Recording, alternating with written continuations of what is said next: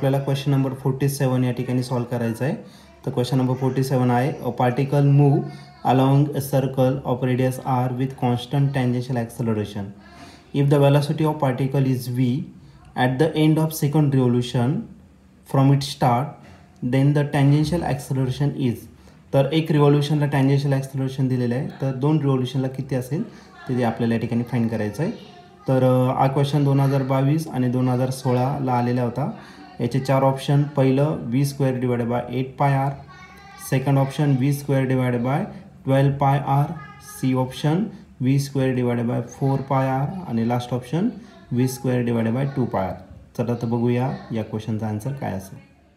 तर या क्वेश्चनमध्ये आपल्याला एक पार्टिकल दिलेला आहे जो मूव करतोय अलॉंग अ सर्कल, त्याचे रेडियस r दिलेले आहे विथ कॉन्स्टंट टँजेन्शियल ॲक्सलरेशन. तर हा एक पार्टिकल आहे आणि जो या सर्कलमध्ये मूव करतोय, तर टँजेन्शियल ॲक्सलरेशन त्याचा कॉन्स्टंट आहे. या सर्कलची रेडियस किती आहे तर r इतकी त्याची रेडियस आहे आणि स्पीड त्याचा किती आहे तर v इतका त्याचा स्पीड आहे.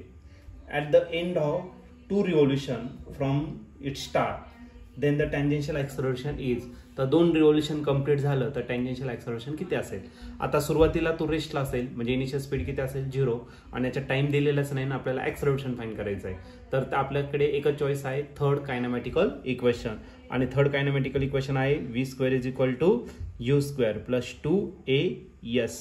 ओके, तर आपल्याला ही व्हेलॉसिटी दिलेली आहे, त्याचा स्क्वेअर करू. इनिशियल स्पीड रेस्ट पासून आहे तो 0 घेतला, 2.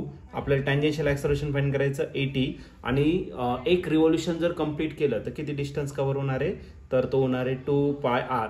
पण असे किती रिव्होल्यूशन कंप्लीट होत आहे, 2 रिव्होल्यूशन पूर्ण होत आहे, म्हणजे आणखीन 2 आपल्याला या ठिकाणी घेणं गरजेचं असेल. मग झाला v² इज इक्वल टू 0चा स्क्वेअर 0 झाला, 2 टू जा 4, 4 टू जा किती राहिला 8, 80 इंटू काय झाला तर πr. आणि आपल्याला टँजेन्शियलच ॲक्सलरेशन या ठिकाणी फाइंड करायचं. मग जो टँजेन्शियल ॲक्सलरेशन आहे तो काय भेटेल तर v² डिवायडेड बाय 8πr. तर at the end of second revolution tangential acceleration is v² divided by 8πr. जर तुम्ही याचं ऑप्शन जर बघितलं तर या केसमध्ये ऑप्शन आपला ए या ठिकाणी मॅच होतोय perfectly, v² divided by 8πr. तर A option is the right option for this question.